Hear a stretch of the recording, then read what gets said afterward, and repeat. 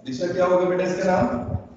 Cathode ray, कल बताया भी था आपको, कैथोड रे डिस्चार्ज ट्यूब बोल सकते हैं, कैथोड रे ट्यूब।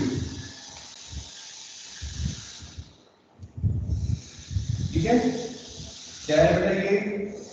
एक डिस्चार्ज ट्यूब है जिसमें हम कैथोड रे को स्टडी करने वाले हैं। आज ठीक है बेटा, रिप्लाई तो करो, क्या हुआ आज बच्चों को?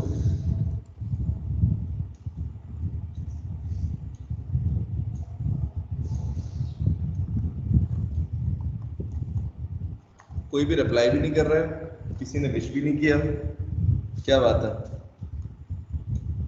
हैं? हिदयश्री, हिदयश्री, हाँ बोलो बेटा। बोलो बेटा दिशा, क्या कह रहे हो? कल हमने पढ़ा था बेटा लास्ट टॉपिक क्या था हमारा? लास्ट टॉपिक डिस्चार्ज ट्यूब्स पढ़े थे।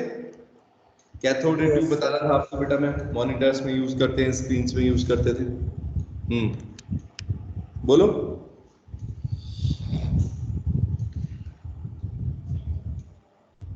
ठीक है बेटा, बताओ ना।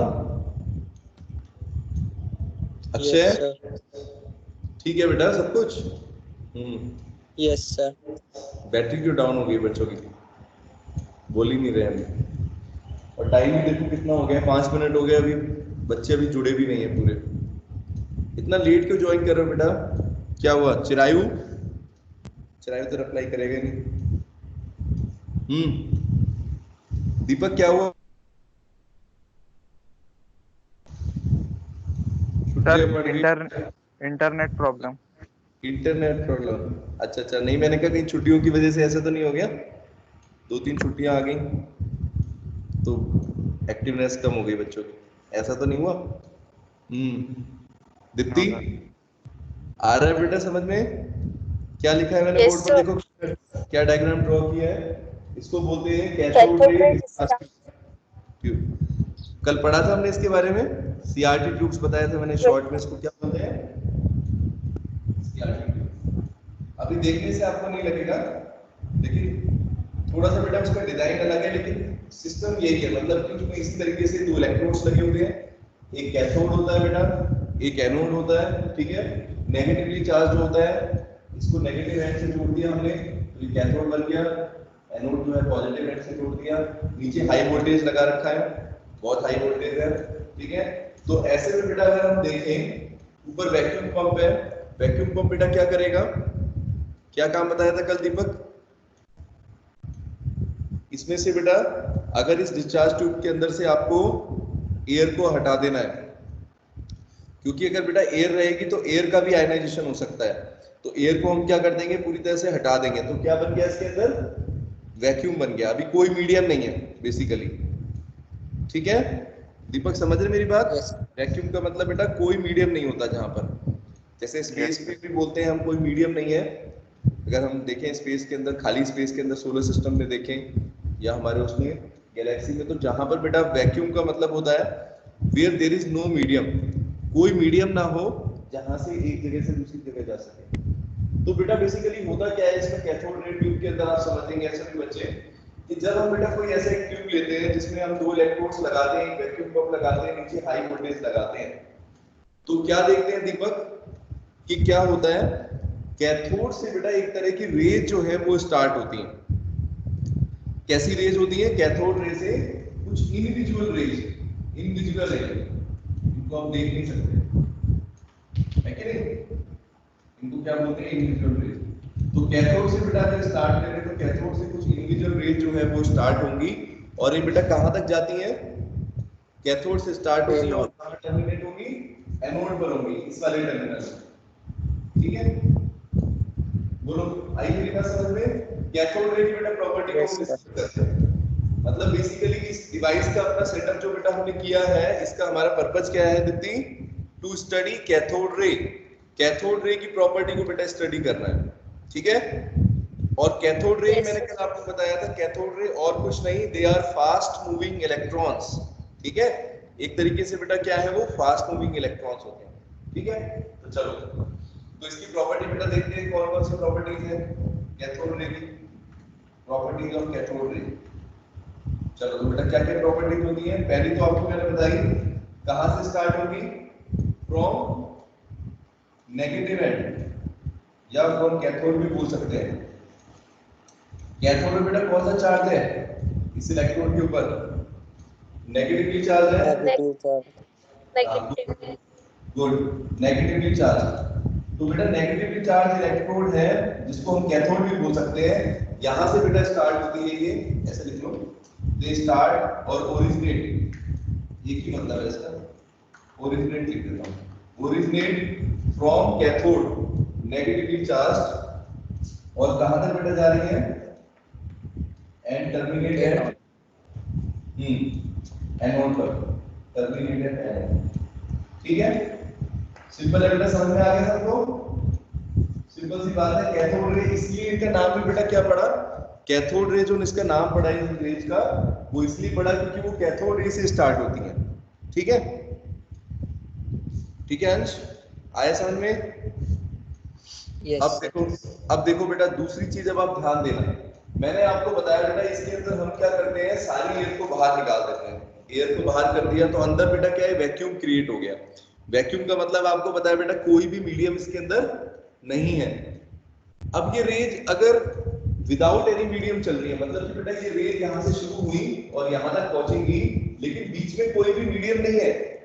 जैसे कि सन की रेज होती है, सन की रेज बेटा अर्थ तक आती है, किसी प्लेनेट तक जाती है, तो क्या मीडियम की जरूरत होती है? ध्यान देना सभी बच्चे, हृदयश्री, मीडियम की बेटा जरूरी है। सनलाइट बिना मीडियम के आ रही है ना, विदाउट एनी मीडियम, स्पेस में तो कोई मीडियम नहीं है। इसी तरीके से बेटा कैथोड रे को भी मीडियम की जरूरत नहीं पड़ती है। यस और no? Cathode ray do not require any medium to propagate. समझ रहे मेरी बात? अपने आप बेटा चल रही है ये, आपने कुछ नहीं किया, इनको प्रोड्यूस नहीं किया, आपने सिर्फ क्या किया बेटा, एक बैटरी के साथ कनेक्ट किया था, हाई वोल्टेज बैटरी के साथ, और इलेक्ट्रोड्स लगा के आपने क्या देखा बेटा कि यहां से कुछ रेज निकल रही है कि नहीं? तो बेटा हम ये भी बोल सकते हैं कि these rays are do not require, उनको किसी मीडियम की जरूरत नहीं है अंश। ठीक है, विदाउट एनी मीडियम चल सकती है। बोलो, समझिए मेरी बात? अगर बेटा हाँ मीडियम की जरूरत ही नहीं है इनको, फिर भी चल रही है। चलो एक एक करके बताएंगे। इसके बाद बेटा देखो इंडिविजुअल, स्क्रीनशॉट ले लेता हूं मैं एक आपको, बेटा इनको जरूर देखा करो स्क्रीनशॉट लेके, तो इसको एक बार स्टडी कर लिया करो, रिवाइज कर लिया।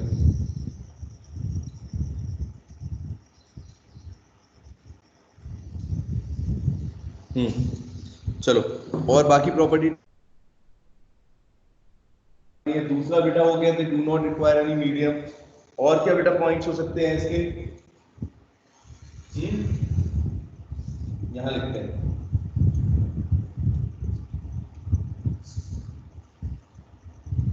और बेटा देखो इसमें मैंने क्या बताया आपको, ये इंडिविजुअल होती है। कैसी रेंज है बेटा?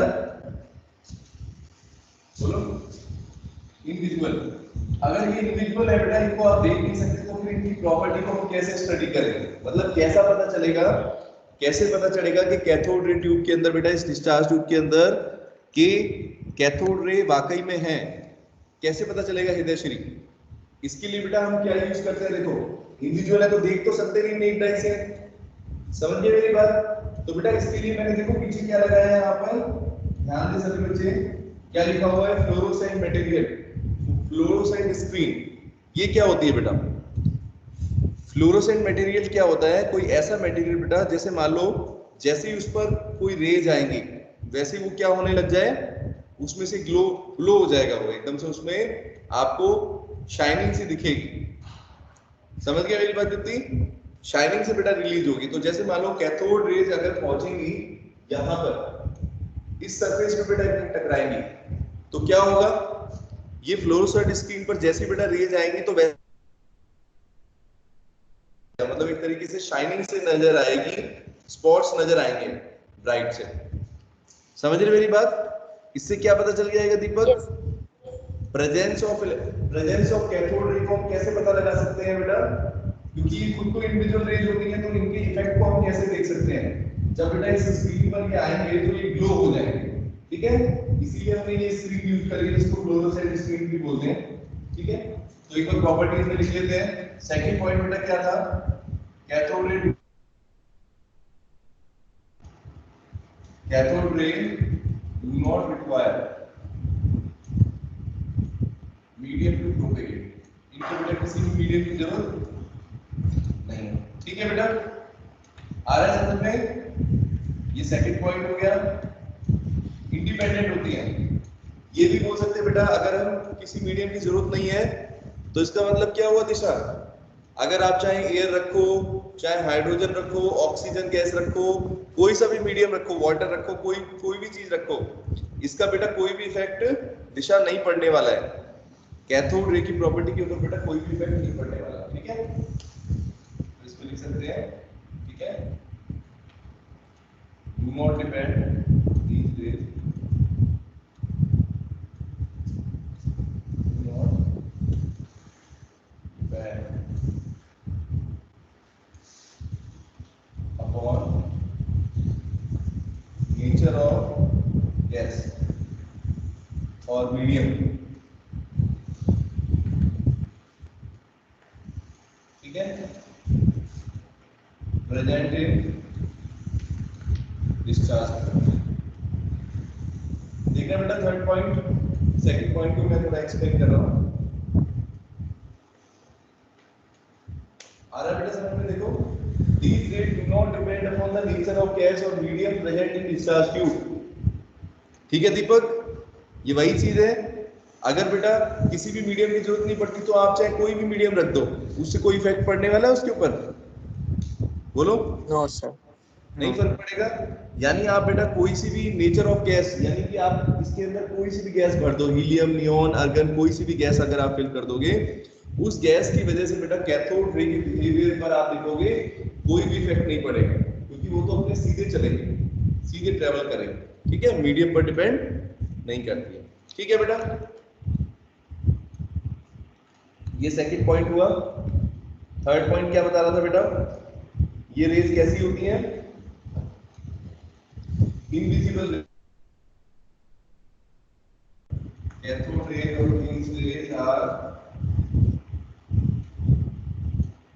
invisible। ठीक है, इनको आप देख नहीं सकते नेक्ड आई से, बट देयर बिहेवियर हम कैसे देख सकते हैं बेटा? देयर बिहेवियर कैन बी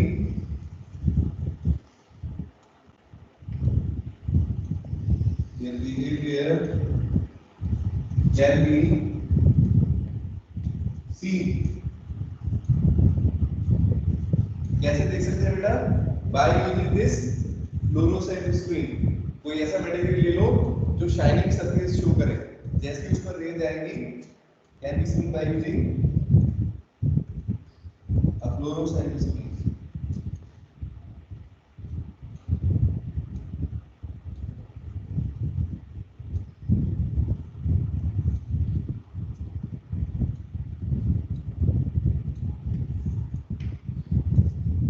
ठीक है, बोलो।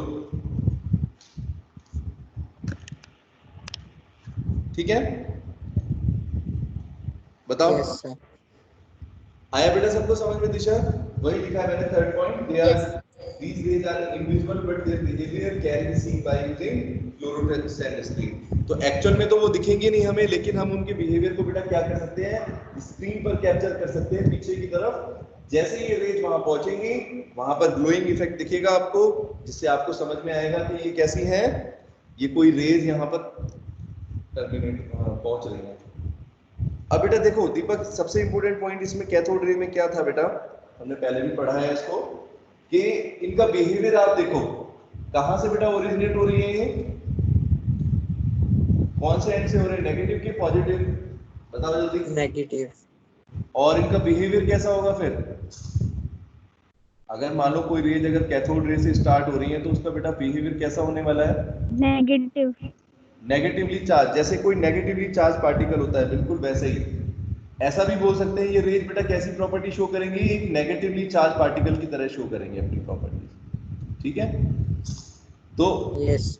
इसकी बात है, अगर ये नेगेटिव चार्ज, मान लो इनके ऊपर अगर चार्ज की बात करें तो इनके ऊपर कौन सा चार्ज है बेटा? नेगेटिव। नेगेटिव है तभी तो देखो कहाँ अट्रैक्ट हो रही है, ये पॉजिटिव है कि नहीं?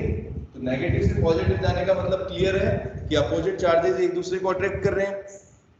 ठीक है दिशा बेटा, इसीलिए आप समझ लो इन कैथोड रे को अगर हम बात करें इनके ऊपर बेटा कौन सा चार्ज है तो हम बोलेंगे these rays are negatively charged. ठीक है, Yes, बोलो। sir. ठीक है, these rays are negatively charge. तो अब हम ये भी लिख देते हैं यहाँ पर, यहाँ लिख देता हूँ पॉइंट। इनका जो बिहेवियर है वो कैसा है, नेगेटिवली चार्ज पार्टिकल की तरह। तो cathode rays are negatively charge particles. ठीक है, नेगेटिवली चार्ज, नेगेटिवली चार्ज होते हैं। ठीक है, ये बोल सकते हैं हम। चलो, ये बेटा 4 पॉइंट्स हो गए हमारे। और कोई चीज रह गई इसकी प्रॉपर्टी पर और देखते हैं। एक तो ये हो गया इनविजिबल, ठीक है।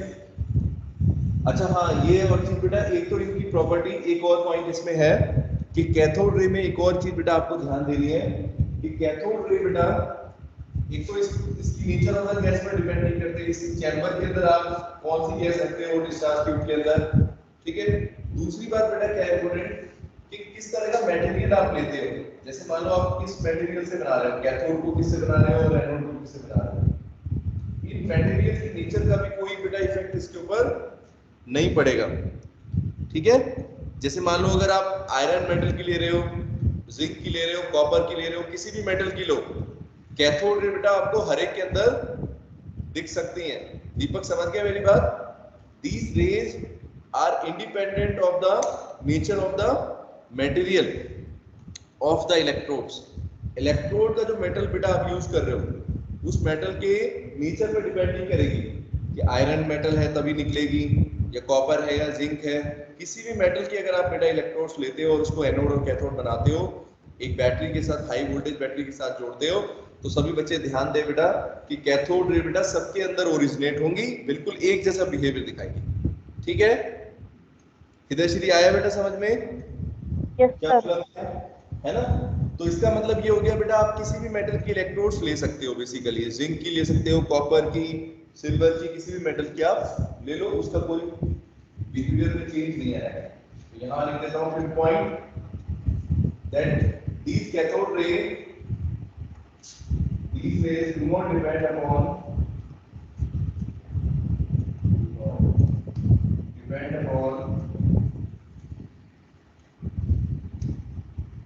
बोलो नेचर ऑफ द मटेरियल, जिस मटेरियल से आपने इलेक्ट्रोड्स बनाए, नेचर, ठीक है, ऑफ मटेरियल ऑफ इलेक्ट्रोड्स।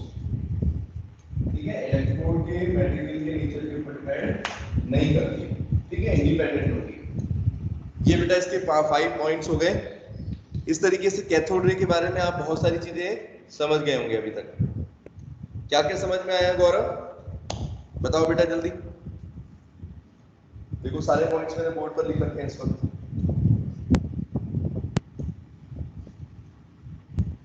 बोलो एक बार रिवाइज करो।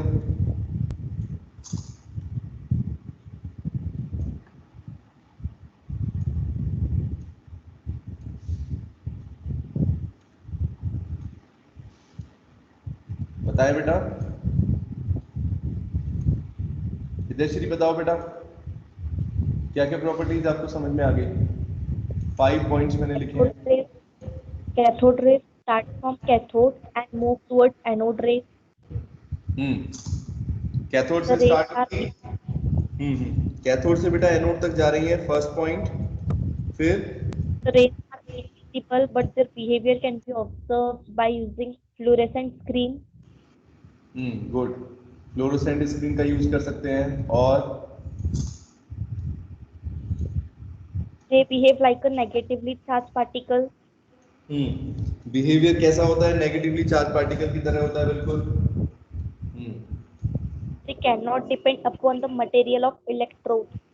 गुड, मटेरियल्स के बेटा नेचर के ऊपर भी डिपेंड नहीं कर रहे।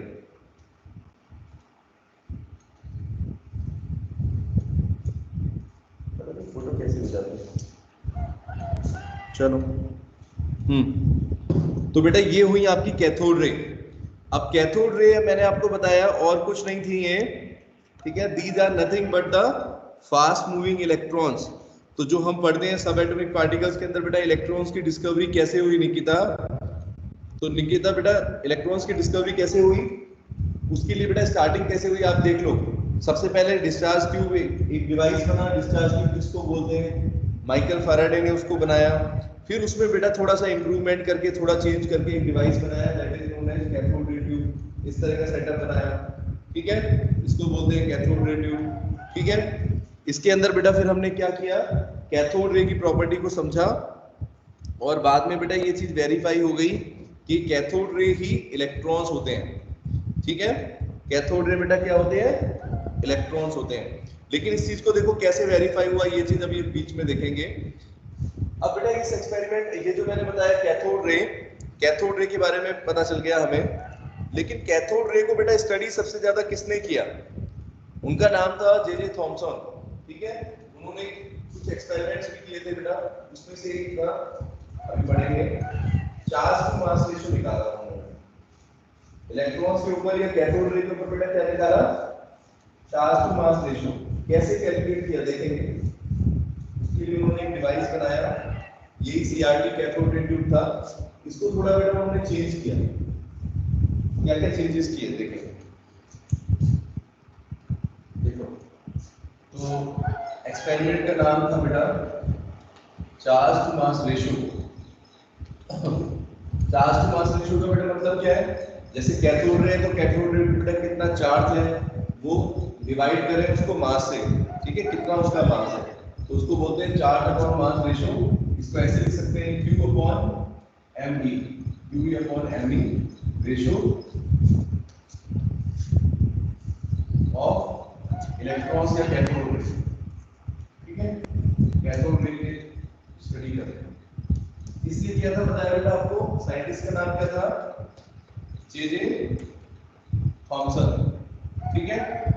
तो उन्होंने बेटा एक्सपेरिमेंट किया, किस तरीके से सेटअप किया देखना, जैसे कैथोड रे ट्यूब में थोड़ा सा उसमें चेंजेस किए, इस तरह के डिवाइस बनाया, यहाँ पर दो इलेक्ट्रोड बेटा यहाँ पर रखी हुई है, ठीक है, और यहाँ पर अपने पॉइंट्स हैं, एक मैग्नेट बेटा लगाई इसके दोनों तरफ, क्या बेटा ये एक मैग्नेट है, अभी आपको दिखाने पाऊंगा यहाँ पर, ऐसे समझ लो इसके दोनों साइड बेटा क्या है, ये एक तरह की कैथोड रे ट्यूब है, ठीक है। इसके दोनों साइड बेटा क्या है, मैग्नेट लगा रखे हैं इस तरीके से, जैसे हॉर्सशू मैग्नेट होती है, देखिए आपने यू शेप, ठीक है, तो ऐसे करके आपने लगा रखी है, ठीक है। और बेटा और क्या कर रखा है, ऊपर एक इलेक्ट्रिक फील्ड भी लगा रखा है, इलेक्ट्रिक फील्ड भी अप्लाई कर रखा है यहाँ पर,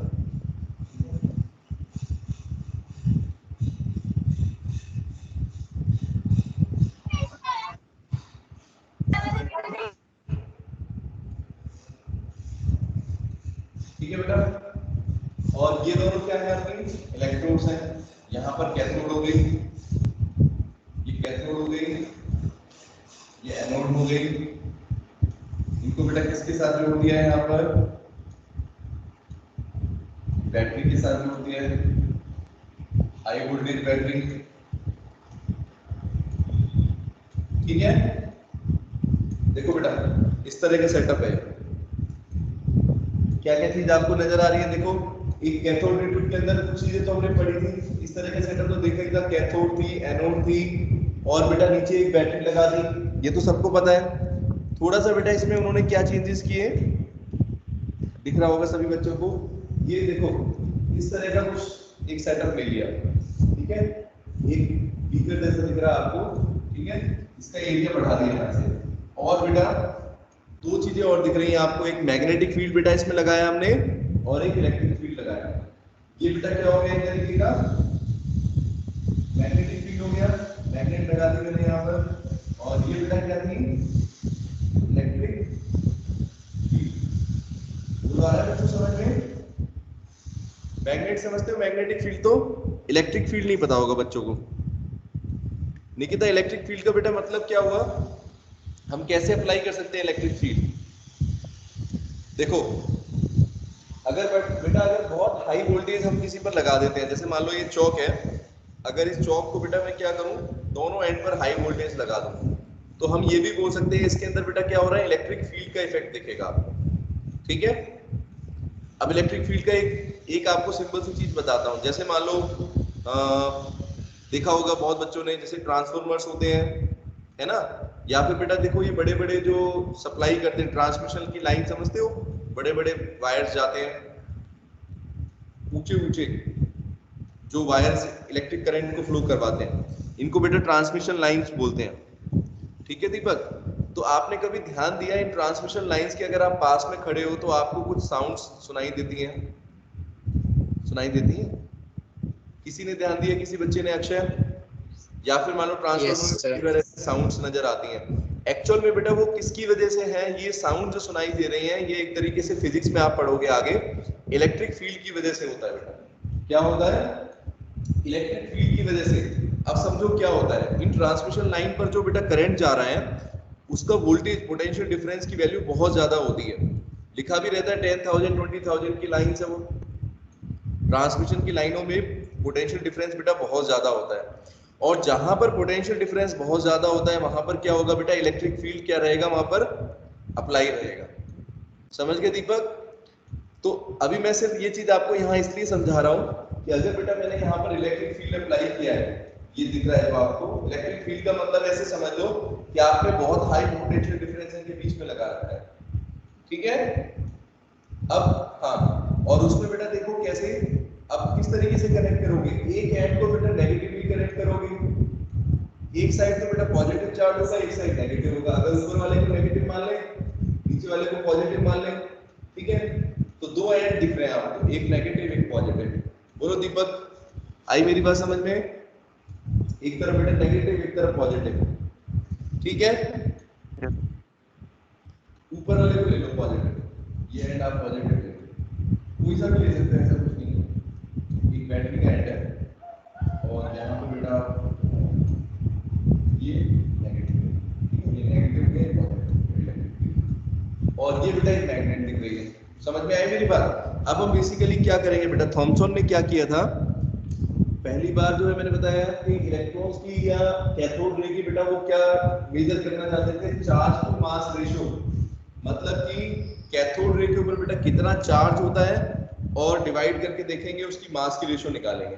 कैसे कर पाएंगे दीपक, देखना, इसके लिए बेटा उन्होंने एक डिवाइस सेटअप किया जिसको बोलते हैं एडवांस कैथोड रे ट्यूब, कुछ इसमें चेंजेस किए, मॉडिफाइड भी बोल सकते हैं। यहां से बेटा होगा क्या, बिल्कुल सेम दीपक, जैसे कैथोड रे यहां पर बनेगी बेटा, ये देखो इस तरह की रे जाएगी, यस और no Deepak? Straight line, yes sir. ऐसे नहीं चलती, चलती तो स्ट्रेट लाइन है इस तरीके की। ठीक है बेटा, यहां तक तो सब बच्चे समझ रहे हैं, इसके आगे क्या होने वाला है ये समझना आप लोग।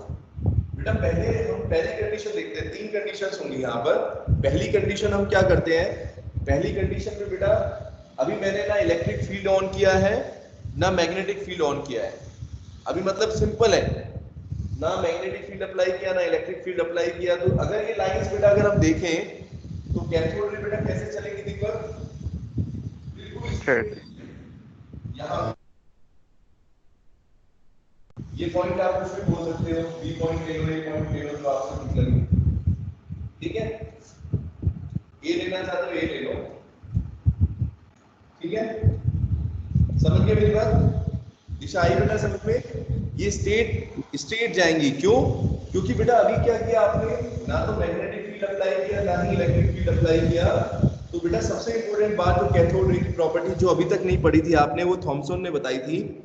थॉमसन ने बेटा कहा कि कैथोड रे जो है वैसे तो स्ट्रेट लाइन में चलती है, ठीक है, ठीक है दिशा, लेकिन इनके बिहेवियर को आप क्या कर सकते हो, इनको डिफ्लेक्ट कर सकते हो, डेविएट कर सकते हो अपने रास्ते से, अगर आप वहां पर क्या करो, मैग्नेटिक या इलेक्ट्रिक फील्ड का यूज करो। अगर आप मैग्नेटिक या इलेक्ट्रिक फील्ड लगा दोगे बेटा इस कैथोड रे के ऊपर, तो आप क्या देखोगे कि इनका बिहेवियर चेंज हो जाएगा, ये डेविएट हो जाएंगी। ठीक है दिशा? Yes sir. आया बेटा समझ में? तो देखो अभी हमने कुछ भी अप्लाई नहीं किया। फर्स्ट कंडीशन बेटा क्या है, नो इलेक्ट्रिक और मैग्नेटिक फील्ड इज अप्लाइड।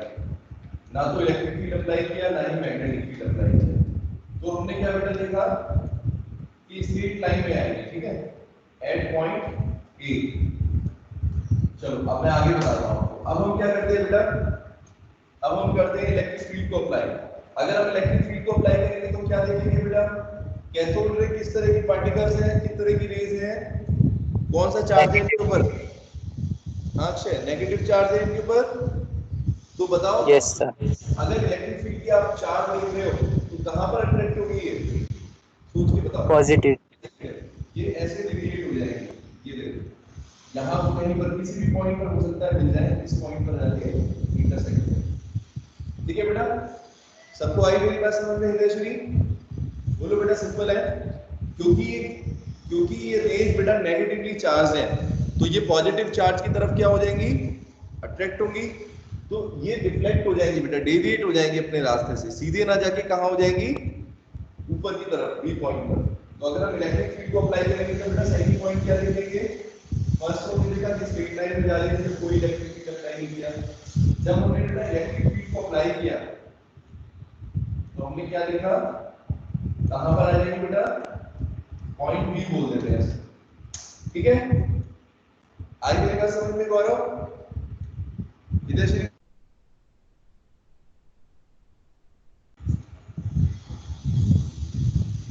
ठीक है दीदी,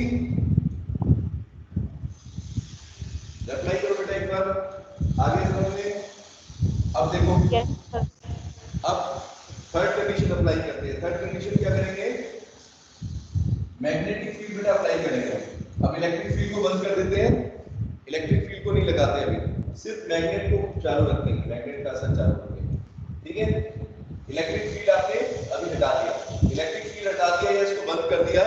अब बेटा खाली मैग्नेटिक फील्ड लग रहा है तो फिर हम क्या देख सकते हैं, मान लो सी पॉइंट पर आ रहा है, ठीक है, इस पॉइंट पर आएगा तो हम क्या लिखेंगे यहाँ पर, अगर हम मैग्नेटिक फील्ड को अप्लाई करते हैं बेटा तो हम लिखते हैं कि कैथोड रे कहाँ पर आ रही है, पॉइंट सी पर इंटरसेक्ट कर रही है, ठीक है। इतना आया समझ में, ये तीन कंडीशन है, तीनों कंडीशन समझ में आ गई। इधर श्री बेटा आ गया समझ में, आयुष रिप्लाई तो कर दो। Yes sir. अच्छा आ गया, चलो। तो बेटा देखो कैथोड रे का बिहेवियर देख रहे हैं हम, कैथोड रे का बिहेवियर क्या देखा, अभी तक आप देख रहे थे जब हम पढ़ रहे थे बेटा कि कैथोड रे स्ट्रेट लाइन में चलती हैं, कैथोड से स्टार्ट होती है एनोड तक चलती है। लेकिन थॉमसन ने बेटा क्या बताया कि कैथोड रे की प्रॉपर्टी को आप चेंज कर सकते हो, मतलब उनको डेविएट कर सकते हो स्ट्रेट पाथ से। अगर ऐसा कब होगा, अगर बेटा आप क्या करें, इलेक्ट्रिक या मैग्नेटिक फील्ड को अप्लाई करें। तो अगर आपने इलेक्ट्रिक फील्ड अप्लाई किया तो बेटा देखो पहले स्ट्रेट लाइन से लेके जब कोई इलेक्ट्रिक मैग्नेटिक फील्ड नहीं तो स्ट्रेट पाथ में चलेगी, ए पॉइंट पर इंटरसेक्ट करेगी। अगर बेटा इलेक्ट्रिक फील्ड अप्लाई किया तो देखो बी पॉइंट पर इंटरसेक्ट करेगी। और अगर इलेक्ट्रिक फील्ड की जगह मैग्नेटिक फील्ड अप्लाई किया तो बेटा कहां पर हो रहा है, सी पॉइंट के ऊपर, ठीक है। इतना ही नहीं, हितेश्वरी बहुत इंपॉर्टेंट बात बताऊंगा, आप ध्यान देंगे बेटा। उन्होंने ये भी बताया, किन्होंने, थॉमसन ने, थॉमसन कर रहे हैं एक्सपेरिमेंट, ठीक है, जे थॉमसन।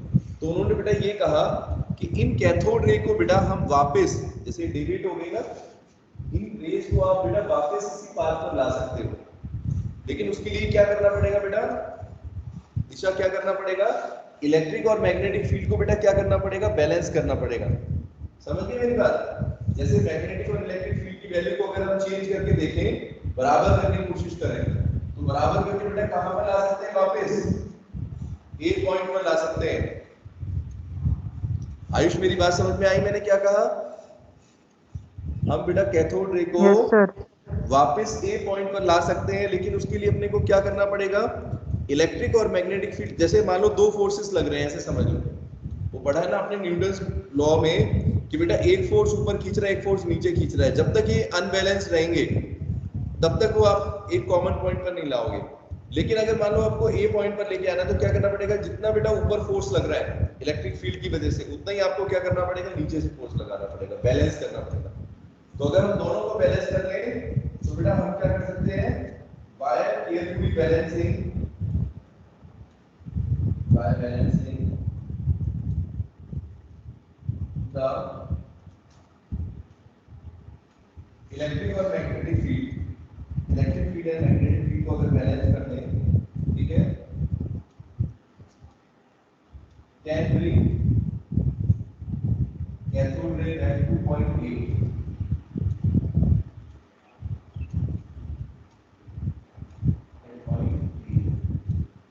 तो बेटा हम वापस पॉइंट ए पर ला सकते हैं, ठीक है।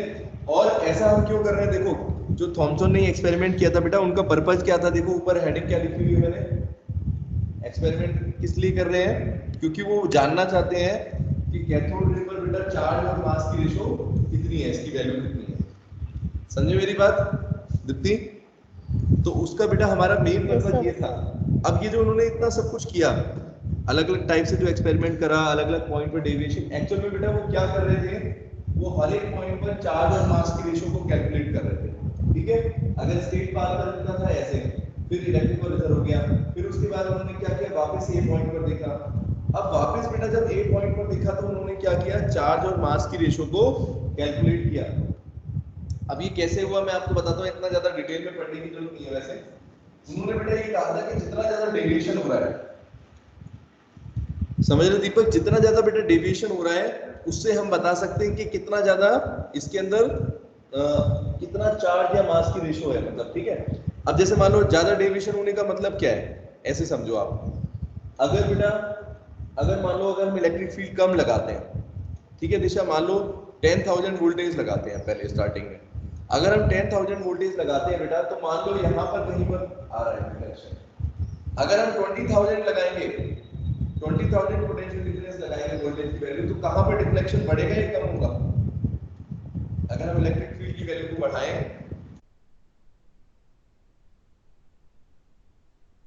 इंक्रीज करना चाहिए, डिक्रीज करना चाहिए, जितना ज्यादा पोटेंशियल डिफरेंस लगाओगे उतने ज्यादा खींचेगा ना ये उधर की तरफ, यस सर, है कि नहीं? तो बेटा अभी मैं आपको बताता हूँ डिफ्लेक्शन किस किस पे डिपेंड करता है, ये भी बताना है। तो डिफ्लेक्शन बेटा देखो क्या बताया उन्होंने कि अगर डिफ्लेक्शन जो हो रहा है वो किस किस फैक्टर्स पर डिपेंड करता है, ठीक है। और इस डिफ्लेक्शन की वैल्यू से बेटा उन्होंने चार्ज और मास की रेशो को कैलकुलेट किया, ठीक है। तो देखो क्या क्या चीजें उन्होंने बताई। पहला उन्होंने बताया डिफ्लेक्शन में अगर बात करें कि डिफ्लेक्शन बेटा जो है वो किस पर डिपेंड करेगा, it is directly proportional to the magnitude of electric field, magnitude of electric field.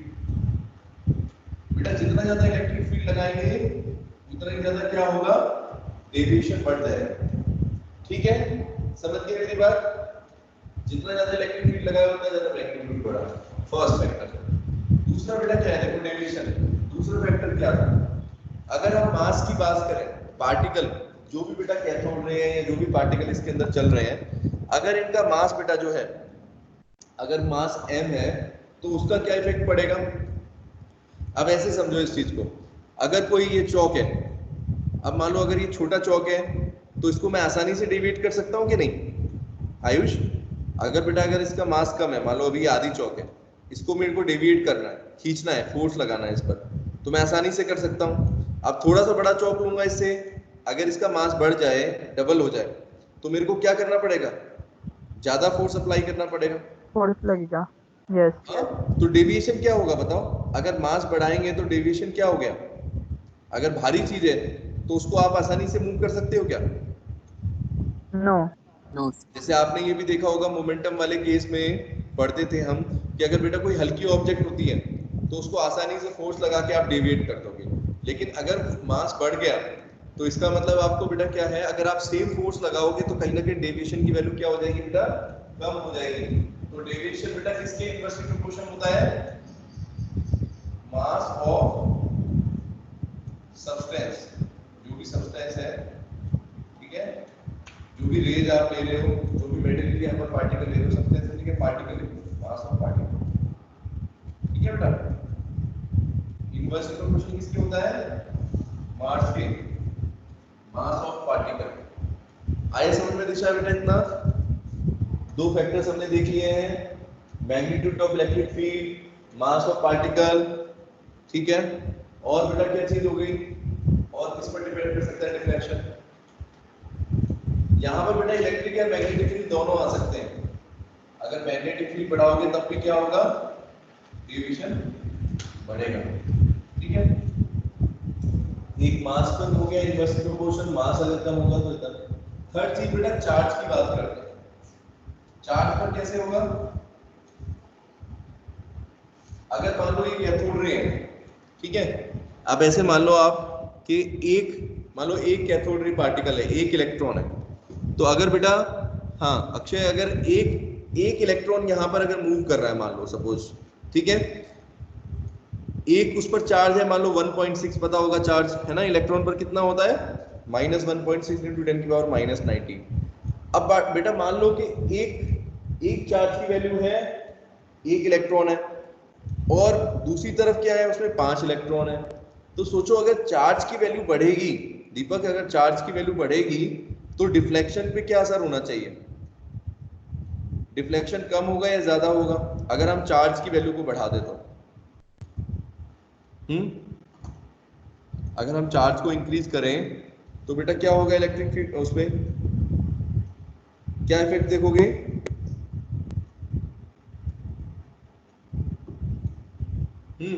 क्या होगा आयुष, अगर हम चार्ज की वैल्यू को बढ़ा दें, जैसे एक इलेक्ट्रॉन, अभी मान लो एक कैथोड रे, एक रेज मेरे पास है, फिर मैं कहूंगी नहीं नहीं मेरे पास इसका डबल है, 3 गुना चार्ज है, 3 गुना चार्ज में मूव कराऊंगा, तो फिर क्या होगा बेटा, आयुष रिफ्लेक्शन क्या होगा, बढ़ेगा या कम होगा, सोच के बताओ क्या होना चाहिए। दीपक क्या होगा बेटा बताओ, रिप्लाई करो। बढ़ेगा। बढ़ेगा बिल्कुल। चार्ज बेटा आप जितना ज्यादा बढ़ाओगे, ऑब्वियसली बेटा देखो जितना चार्ज बढ़ेगा, चार्ज का मतलब क्या है, जितना स्ट्रांगली आगे बढ़ रहा है, जितना ज्यादा चार्ज होगा बेटा रिफ्लेक्शन भी उतना ज्यादा होगा उसका, इधर उसकी तरफ अट्रैक्ट भी ज्यादा होगा, ठीक है, तो डेविएशन भी ज्यादा हो गया। तो डेविएशन बेटा चार्ज के भी क्या होता है, डायरेक्टली प्रोपोर्शनल होता है मैग्नीट्यूड ऑफ इलेक्ट्रिक फील्ड या मैग्नेटिक फील्ड के भी डायरेक्टली प्रोपोर्शनल होता है। और इलेक्ट्रिक फील्ड की जगह बेटा ये भी बोल सकते हैं, देखो इलेक्ट्रिक फील्ड का मैंने आपको मतलब बताया था ना, पोटेंशियल डिफरेंस। बताओ बेटा, बैटरी की अगर पावर की बात करें यानी वोल्टेज, तो जितना बेटा आप वोल्टेज बढ़ाओगे डेविएशन भी आप देखोगे बढ़ जाएगा। समझ गए नहीं, 4 फैक्टर्स दिख रहे हैं सबको, 4 फैक्टर्स है बेटा यहाँ पर। फर्स्ट लिखा है मैंने मैग्नीट्यूड ऑफ इलेक्ट्रिक या मैग्नेटिक फील्ड, इसके डायरेक्टली प्रोपोर्शनल है, अगर आप इसको बढ़ाओगे if you increase magnetic or electric field deviation will also increase। Second है बेटा मास ऑफ पार्टिकल, अगर आप मास को बढ़ाओगे तो डेविएशन क्या होगा, कम होगा। थर्ड है चार्ज, अगर चार्ज को बढ़ाएंगे तो डेविएशन भी क्या होगा बेटा, इंक्रीज करेगा। और फोर्थ है वोल्टेज बढ़ाओगे तो भी डेविएशन बढ़ेगा। इस तरीके से बेटा, इस तरीके से स्टडी कर रहे थे थॉमसन अपने जिनको बोलते हैं, बताया था इस एक्सपेरिमेंट का नाम उन्होंने दिया था चार्ज टू मास रेशियो, हम कैलकुलेट करते हैं, charge to mass ratio experiment है ये, ठीक है। तो इस एक्सपेरिमेंट का बेटा मेन पर्पस था कि कैथोड रे के ऊपर हम चार्ज और मास की रेशियो निकालें, उसके लिए इन्होंने इस तरीके का सेटअप किया, ठीक है। और बेटा ये डिफ्लेक्शन दिखा कि कितना ज्यादा डेविएट हो रहा है, कितना ज्यादा कम हो रहा है। अब बेटा इसमें जो उन्होंने चार्ज की मास रेशियो निकाली, मैंने बताया आपको कैसे कैलकुलेट करी, बाय मेजरिंग द डिफ्लेक्शन, कितना डिफ्लेक्शन हुआ बेटा, ठीक है। इस तरीके से वो कैलकुलेट कर रहे थे, ऊपर कितना हुआ नीचे कितना हुआ, इस तरीके से बेटा उसकी रेशियो को कैलकुलेट करके उन्होंने चार्ज और मास की रेशियो को कैलकुलेट करके बताया था। इतना आया समझ में सबको? Yes sir. ठीक है। अब देखो इंपॉर्टेंट बात है कि इस एक्सपेरिमेंट से फायदा क्या हुआ। इस एक्सपेरिमेंट से बेटा सबसे पहले देखो क्या फायदा हुआ, हम ये देखना चाहते हैं कि कैथोड रे का बेटा एक्चुअल में जैसे इलेक्ट्रॉन का मास कितना है ये निकालना चाहते हैं, है कि नहीं, और हम देखना चाहते हैं कि इलेक्ट्रॉन के ऊपर बेटा चार्ज कितना है। तो उस टाइम पर एक्चुअल में क्या हुआ था बेटा, इलेक्ट्रॉन्स का मास तो हम मेजर कर पाएंगे, मतलब कैथोड रे का हम मास को मेजर कर सकते हैं, लेकिन इसके चार्ज के ऊपर अभी क्लियर नहीं था। तो अभी पहले थॉमसन ने बेटा ये एक्सपेरिमेंट किया और Q अपॉन Me की रेशियो निकाली। इसकी जो बेटा रेशियो आती है, जो एक्सपेरिमेंटली उन्होंने निकाली थी वैल्यू, ठीक है, तो वो वैल्यू जो निकाली उससे क्या हेल्प हुई, उससे हेल्प हुई एक और इसके आगे एक्सपेरिमेंट है जिसको बोलते हैं R A Millikan's oil drop experiment. पढ़ा है किसी बच्चे ने? फर्स्ट पार्ट के नोट्स के अंदर है। दीपक तुम्हें तो पता होगा बेटा, मिलिकन एक्सपेरिमेंट था ना एक, यस सर। मिलिकन एक्सपेरिमेंट, उसमें बेटा क्या करते थे हम, मिलिकन ने क्या बताया था, इन कैथोड रे के ऊपर या इलेक्ट्रॉन्स के ऊपर चार्ज की वैल्यू कितनी होती है। जैसे आज तो हम जानते हैं इतना चार्ज होता है इलेक्ट्रॉन के ऊपर, -1.6 × 10⁻⁻⁹ कूलम, ये चार्ज होता है बेटा। लेकिन इसकी वैल्यू कैसे आएगी, ये चीज समझेंगे। इसके लिए दो एक्सपेरिमेंट रेस्पॉन्सिबल है। पहला तो आपको जो मैंने अभी बताया चार्ज अपॉन मास रेशियो वाला एक्सपेरिमेंट, ठीक है बेटा, और दूसरा है R M Millikan's oil drop experiment, ठीक है, उसको कल करेंगे हम। तो आज मैं इतना बेटा बता रहा था आपको, यहाँ तक बेटा सबको समझ में आ गया है। इसकी बेटा चार्ज और मास की रेशियो देखो कितनी होती है, वो और आपको बता देता हूँ एक बार। इसकी वैल्यू हमारी जो निकल के आएगी Q/me की रेशियो कितनी होती है दीपक बताओ, नोट्स बेटा बनवा रखे हैं आपको। Q/me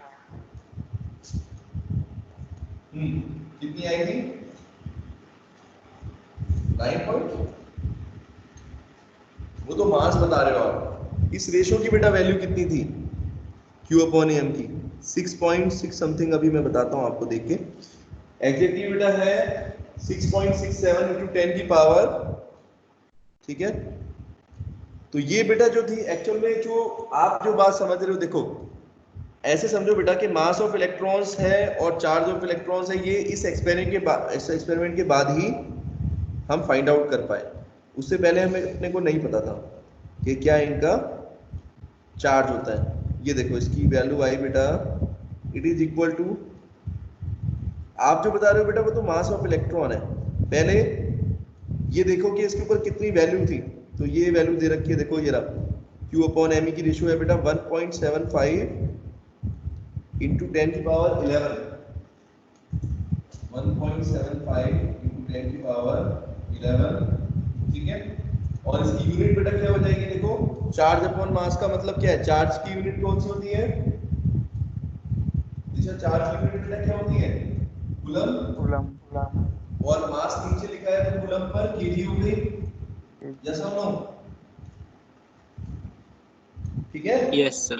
तो बेटा ये जो रेशियो देखो, ये जो थॉमसन ने एक्सपेरिमेंट करके सब कुछ निकाला, इतनी मेहनत करी, उसका क्या नतीजा निकला, ये जो आपको मैंने बताया, ये बेटा उन्होंने रेशियो निकाल के बताई कैथोड रे के ऊपर चार्ज और मास की रेशियो बेटा आई 1.75 × 10 की पावर 11 कूलम पर केजी। अब इस वैल्यू से बेटा, इस वैल्यू को हम यूज करके, एग्जैक्टली तो दे रखा है 1.758820, ठीक है। अगर आप ज्यादा एक्यूरेट देखना चाहते तो इतना मैंने शॉर्ट में लिख दिया 1.75, ठीक है बेटा। तो ये जो वैल्यू बेटा इन्होंने निकाली, इससे हम क्या करेंगे, इस चार्ज और मास की रेशियो से बेटा हम मास ऑफ इलेक्ट्रॉन निकालेंगे और फिर ये देखेंगे कि इलेक्ट्रॉन के ऊपर चार्ज कितना होता है, ठीक है। लेकिन ये कौन करेंगे, ये बेटा थॉमसन ने नहीं किया था। थॉमसन का याद रखना है आप सभी बच्चों को, थॉमसन का कंट्रीब्यूशन सिर्फ इतना है, Q/me की वैल्यू, ये रेशियो निकालिए जिसे बोलते हैं charge to mass ratio of cathode ray या और इलेक्ट्रॉन्स। हिदेश्री बेटा इतना समझ में आया सबको, आज जो हमने पढ़ा है इतना बताओ जल्दी, एक बार रिवाइज कर लो जल्दी से। इसको बोलते हैं बेटा charge to mass ratio, find out करिए, ठीक है।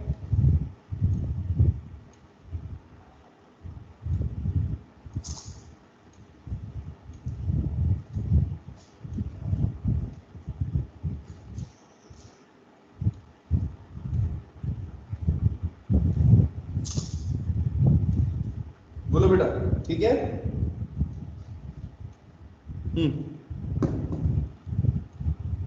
रिप्लाई करें हिदेश्री, आगे बेटा समझ में, यस सर। दिशा आ गया। तो अभी तक बेटा देखो क्या क्या पढ़ चुके हैं हम, एक बार शुरू से देखो, कल से और आज तक रिवाइज करते हैं दोबारा। डाल्टन एटॉमिक थ्योरी के लिमिटेशंस बेटा हमने देखे, ठीक है। डाल्टन एटॉमिक थ्योरी पहली बार डाल्टन ने बताया एटम के बारे में बताया, लेकिन बाकी सब चीजों के बारे में, सब एटॉमिक पार्टिकल्स के बारे में नहीं बताया।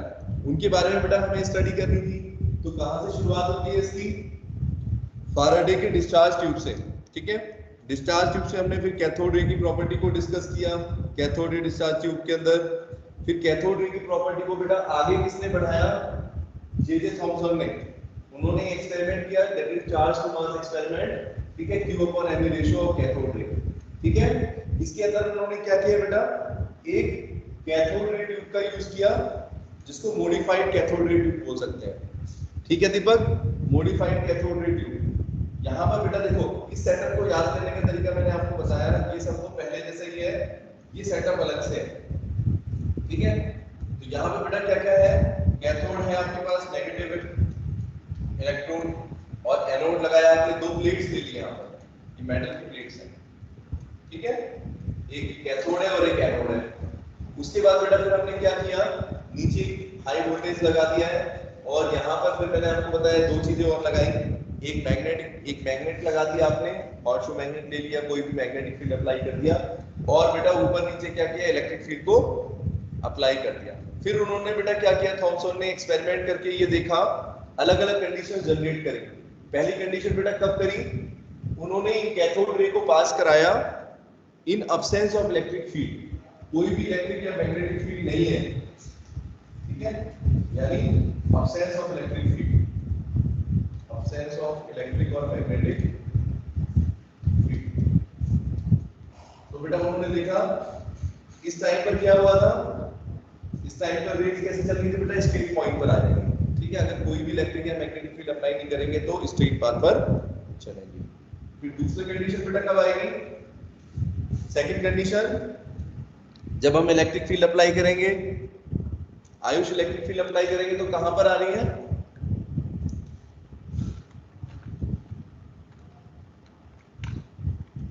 कौन सा पॉइंट है, पॉइंट बी।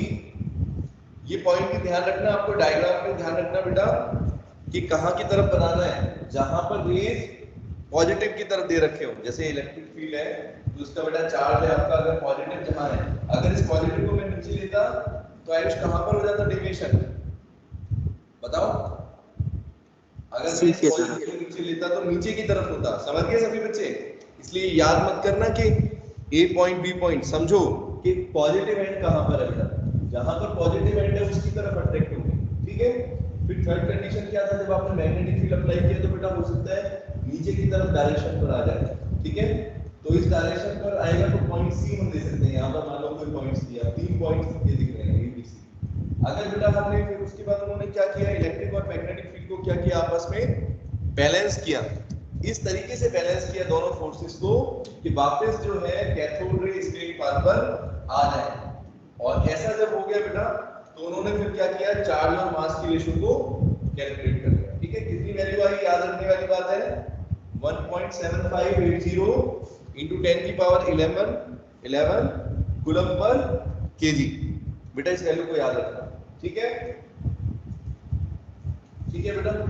फिर एक बार डिफ्लेक्शन पॉइंट्स और देख लो किस किस पर डिपेंड करता है बेटा। इसके बाद दूसरी बार फिर मैं रिवीजन नहीं करा पाऊंगा, ये आपने दूसरी बार बेटा एक बार मैं अच्छे से करा दे रहा हूं, ठीक है, तो अच्छे से ध्यान से पढ़ते जाएं। डिफ्लेक्शन बेटा देखो किस किस पर डिपेंड करेगा, 4 फैक्टर्स दिख रहे हैं आपको। आयुष पहला वाला क्या लिखा बेटा, deflection is directly proportional to magnetic और इलेक्ट्रिक फील्ड। इलेक्ट्रिक फील्ड बढ़ाएंगे, मैग्नेटिक फील्ड बढ़ाएंगे तो डिफ्लेक्शन क्या होगा, बोलो, बढ़ेगा, ठीक है, गुड। अगर मास की बात करें, अगर पार्टिकल का मास बढ़ाओगे तो डिफ्लेक्शन क्या हो रहा है, कम होगा, ठीक है। चार्ज बढ़ाओगे तो, अगर ये कैथोड रे के ऊपर चार्ज बढ़ा दूं, नंबर ऑफ पार्टिकल बढ़ा दूं या चार्ज बढ़ा दूं बोलो, तो डिफ्लेक्शन भी इंक्रीज करेगा। और ऐसे अगर पोटेंशियल डिफरेंस की वैल्यू को बढ़ाऊं, ये पोटेंशियल डिफरेंस बढ़ा दूं, एक तो वो वाला तो है ही इलेक्ट्रिक फील्ड, अगर ये पोटेंशियल डिफरेंस की वैल्यू को बेटा बढ़ा दूं तब भी क्या देखोगे आप, ज्यादा कैथोड रे बनेगी, ज्यादा कैथोड रे बनेगी तो क्या होगा, ज्यादा डिफ्लेक्शन होगा, यस और नो, ठीक है हृदयश्री, आ गया बेटा सबको समझ में आज इतना। Yes, कल हम मिलिगन एक्सपेरिमेंट पढ़ेंगे और थॉमसन्स एटॉमिक मॉडल, ठीक है, इससे आगे वाले टॉपिक्स को क्लियर करेंगे। तो अभी बेटा इतना आप याद कर लेना अच्छे से, स्क्रीनशॉट भेज दूंगा, रिवीजन अच्छे से कर लेना, नोट सबके कंप्लीट हो चुके हैं, चैप्टर 2 के क्या सबने कर लिए हृदयश्री? Yes sir. चलो ठीक है बेटा, ओके। ठीक है, बाय, टेक केयर।